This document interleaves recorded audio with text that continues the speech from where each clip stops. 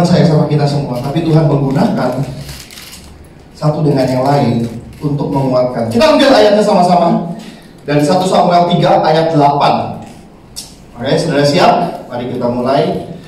1 Samuel 3 ayat 8 dikatakan seperti ini. Kita baca sama-sama yuk. 1, 2, 3. Dan Tuhan memanggil Samuel sekali lagi untuk ketiga kalinya.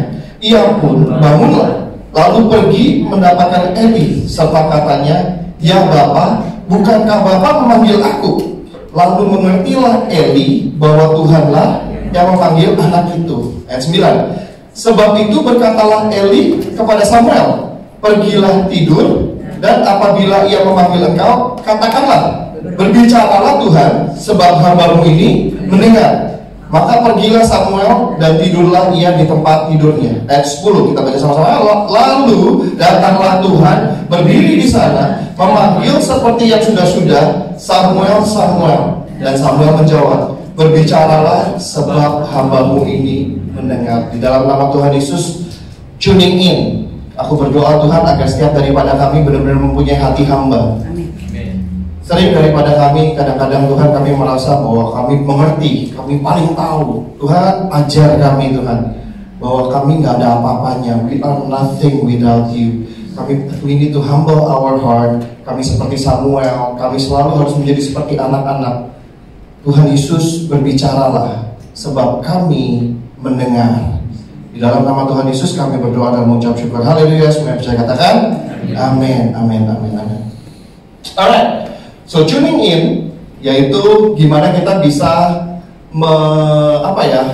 membuat sebuah culture atau kebiasaan, gimana sih kita bisa mendengar dia gitu. Nah, selama saya pelayanan, selama saya 18 tahun, gitu ya, 18 tahun saya melayani, ada satu pertanyaan yang sering sekali saya dapatkan, yaitu pertanyaan ini, terutama most of them dari anak-anak muda.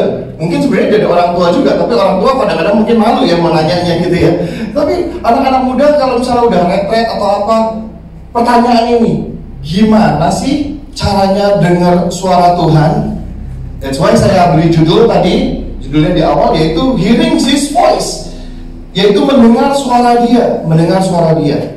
Nah, sebelum saya masuk ke dalam firman Tuhan, maksudnya ini udah firman Tuhan, tapi sebelum saya lebih dalam lagi membahasnya, saya mau pastikan dulu bahwa kita semua dalam pengertian yang sama, bahwa mungkin ada beberapa daripada saudara yang mungkin pernah mendengar suara Tuhan secara audible. Mungkin ada yang pernah, mungkin ada yang lebih dalam, ada yang lebih, tapi mungkin ada yang baru memasuki kekristenan ini baru. Dan saya mau memastikan dulu bahwa satu, supaya kita di level yang sama, bahwa sebenarnya kalau kita ngomong sama Tuhan, saudara mungkin percaya nggak percaya, karena kadang-kadang gimana sih dengan suara Tuhan? Saya nggak bisa dengar. Akhirnya Tuhan tuh gimana sih? It's actually, is it your imagination? Apakah itu cuman halu gitu ya? Jangan-jangan orang ini halu atau gimana segala macam? Bukan, halusinasi ya, dari halu. Kayaknya ada yang bingung halu itu apa maksudnya. Jadi apakah itu halusinasi atau apa? Dengan arti kata bukan. Tuhan itu sungguh-sungguh ada dan nyata. Nah, the thing is, saya mau menghimbau di dalam nama Tuhan Yesus, setiap saudara bisa mengalaminya. Kenapa saya yakin bahwa Tuhan ada dan Tuhan berbicara? Karena saya secara pribadi mengalami.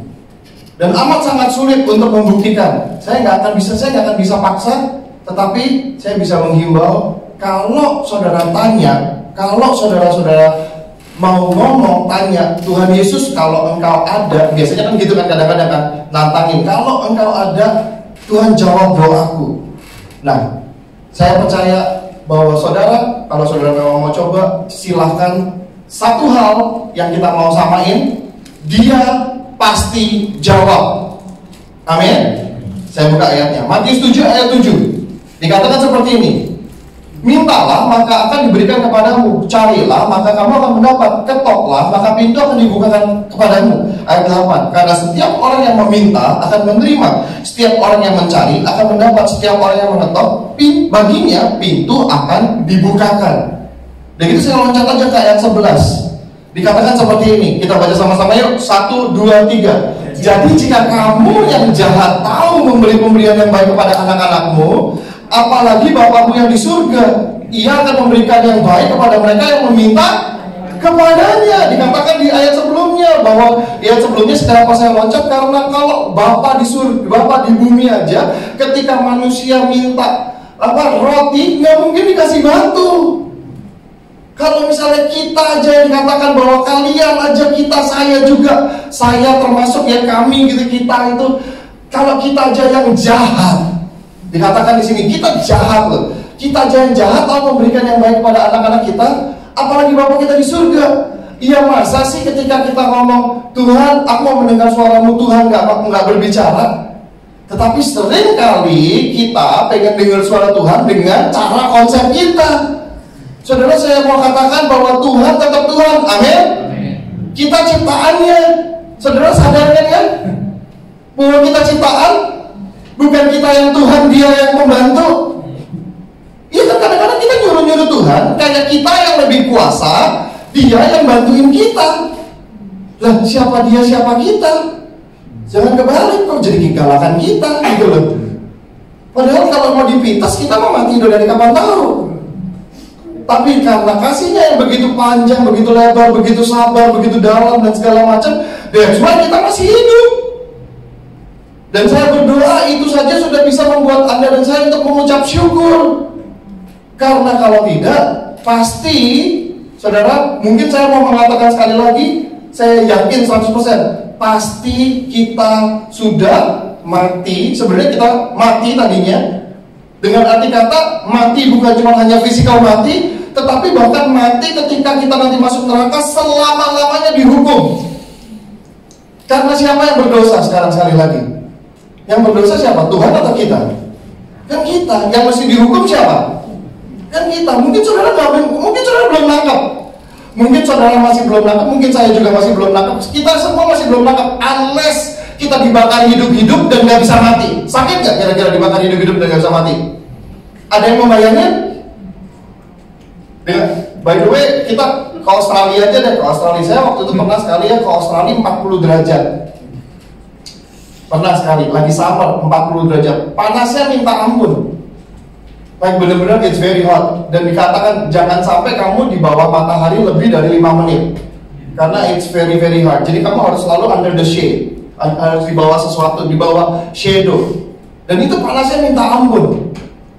Dan saudara-saudara, kalau sampai saudara mau bayangin bahwa kadang-kadang kita kepanasan aja, summer kepanasan segitu, aduh panas ya, nyaman, dikasih AC gitu kan.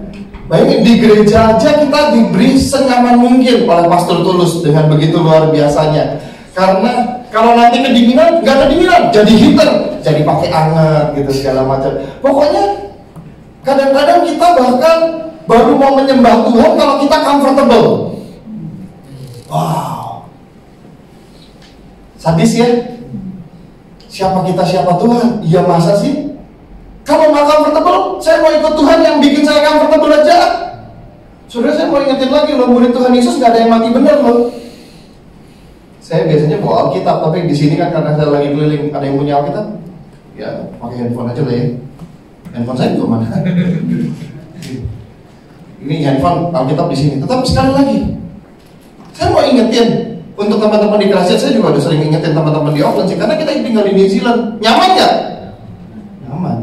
Saya sekali lagi mau ingetin ya, New Zealand, kalau saudara masih kayak, wah masa sih New Zealand di negara yang sebegini tenang menjual obat penenang paling banyak. Nah, ada beberapa yang, oh iya ya, baru sadar kan?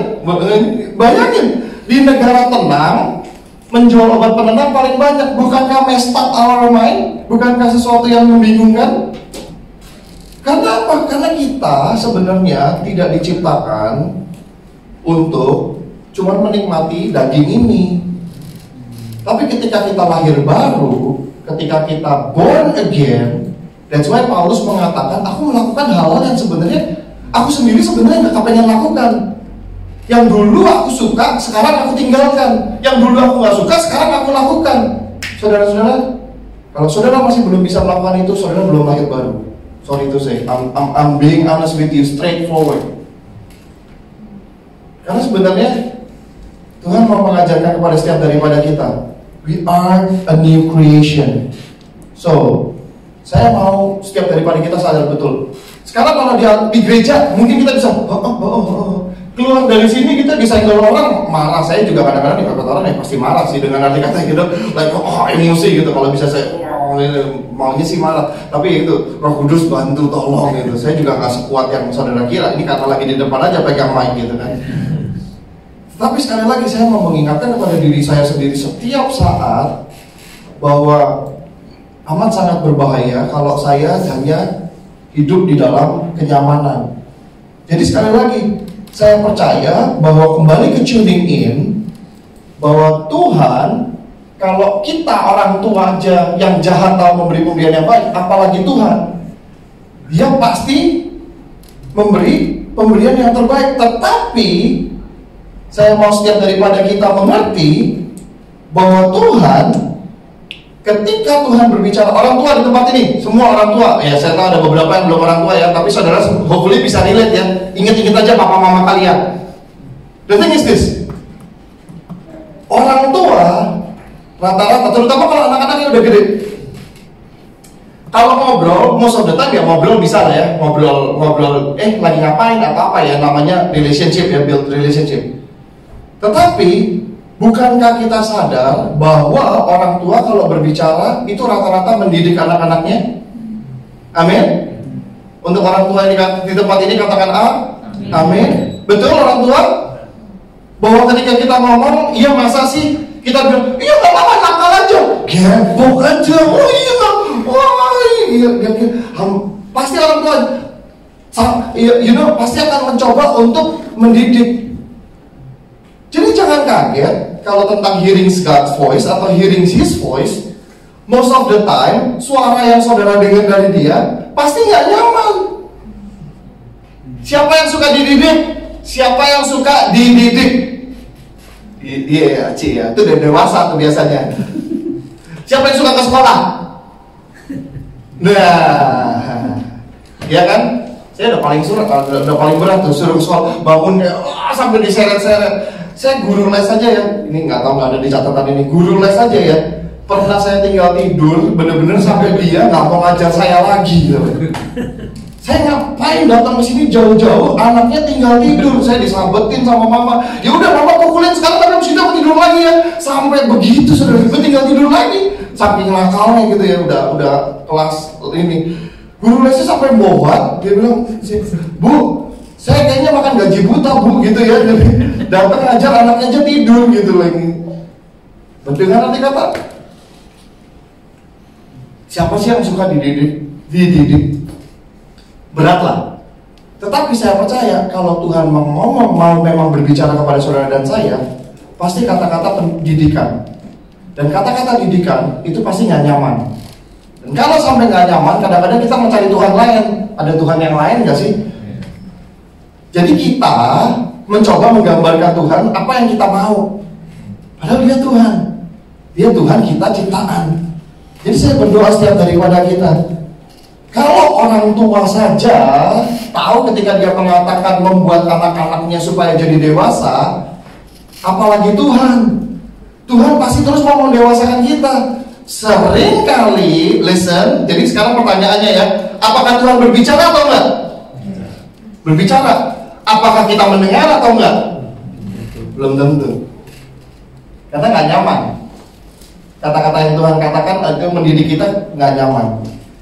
Tetapi that's why saya berdoa setiap daripada kita punyailah hati untuk mau dan taat untuk mendengar. Karena untuk mendengar Dia, yaitu kita harus melakukan ini. Silence yourself in this noisy world. Katakan sama-sama yuk, 1, 2, 3. Silence yourself in this noisy world. Ada sebuah cerita di mana ada orang yang kehilangan jam tangannya yang mahal. Ya, kehilangan jam tangannya gitu ya. Terus udah gitu di gudang. Dia taruh di gudang. Ya, mungkin kita kalau misalnya di New Zealand kita bisa bayangin ya. Ada range itu, ada gudang di belakang, pokoknya ada separated place. Dan dia nyari nggak ketemu. Pokoknya nyari nggak ketemu. Terus sampai akhirnya anaknya datang. Terus bilang, "Papa nyari apa?" "Nyari jam tangan." Oke, pertama anaknya bantuin nyari. Tapi lama-lama anaknya terus bilang, "Gini deh Pak, Papa keluar dulu aja." "Hah? Kenapa? Aku yang cariin." "Papa keluar."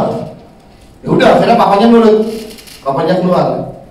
Terus ditungguin 5 menit, nggak ada bunyinya, sama sekali nggak ada bunyinya. 10 menit, 15 menit. Lama-lama abis itu anaknya keluar. "Nih, ketemu." Saudara tahu apa yang terjadi? Ada yang ya, you think udah dengar ceritanya aja. Yang dia lakukan, dia cuma tiduran, terus dia dengar, exactly. Seberapa sering kita bisa diem? Dia cuma duduk, dia tiduran, terus dia dengerin, dia pelan-pelan. Setelah lama-lama, saudara, ketika kita diem, kita mulai kedengar, pasti kedengaran. Tik, tik, tik, tik. Habis itu dia tahu di mana dia ikutin. Oh, di situ. Saudara ngerti ilustrasi ini? Dengan arti kata susah kita mendengar suara Tuhan karena kita suka heboh sendiri. Karena Tuhan gak akan jawab ketika kita tanya, Tuhan juga tunggu aja, diem. It takes time. It takes time untuk bisa mendengar suara Dia. Mazmur 46 ayat 10 dikatakanlah, diamlah, kita baca sama-sama yuk, ini buat kita semua. 1, 2, 3. Diamlah dan ketahuilah bahwa akulah Allah. Bayangin disuruh diam. Tetapi sebagai manusia, sekali lagi, kita susah banget untuk diam, betul? Saya pun salah satunya. Kalau nggak diam, rasanya tuh nggak produktif. Betul? Susah. Ayo ngapain? Bersihin ini dia terus gini. Sekali lagi, kalau yang sekali lagi saya bukan mengajarkan semua untuk malas ya. Saya disuruh ternyata tiduran gitu. Bukan. Jadi akhirnya tiduran di kamar, nggak keluar 20 jam gitu. Bukan disambar petir juga sama Tuhan nanti. Bukan diam itu. Tetapi dalam hari kita yang begitu sibuk, dari pagi bangun kerja dan segala macam sampai malam, ya, ada yang sekolah, ada yang kerja, ada yang segala macam, kita susah untuk diam. Betul? Lagi diam aja tiba-tiba ngomong Instagram, TikTok. Ditanya, "Bro, lagi ngapain?" Sibuk main game. Sibuk bro, sibuk apa? Iya, gue kalah terus nih game. Sibuk. Amat sangat susah Tuhan bicara sama saudara kalau memang saudaranya gak kasih waktu. Dan kalau kita gak bisa diam in this noisy world, kalau kita benar-benar if we cannot stop in this noisy world, it's gonna be hard. Sekali lagi saya mau supaya kita tadi, saya ini bukan ngomongin tentang hearing God's voice dan tentang doa, worship, devotion, puasa dan segala macam. That's part of it ya. Sekali lagi, karena kan kita kalau udah ngomong tentang hearing God's voice, saya bilang makanya kalian harus berdoa, berpuasa, worship dan segala macam. Itu udah, ya udahlah. Kalian, saya harap kalian sudah mengerti. Kita semua sudah mengerti sendiri dan sudah melakukannya. Tapi lebih daripada itu, kalau memang itu belum, itu part of it. Mungkin pagi-pagi jangan langsung 5 menit doa dulu, Tuhan terima kasih kalau saya bisa buka mata dan saya masih bisa nafas dan saya masih bisa berfungsi. Soalnya bisa bayangin nggak kalau tiba-tiba bangun pagi tiba-tiba mata doang yang kebuka? Di tangan mau digerakin kenapa nggak bisa ya? Mau ngomong apa?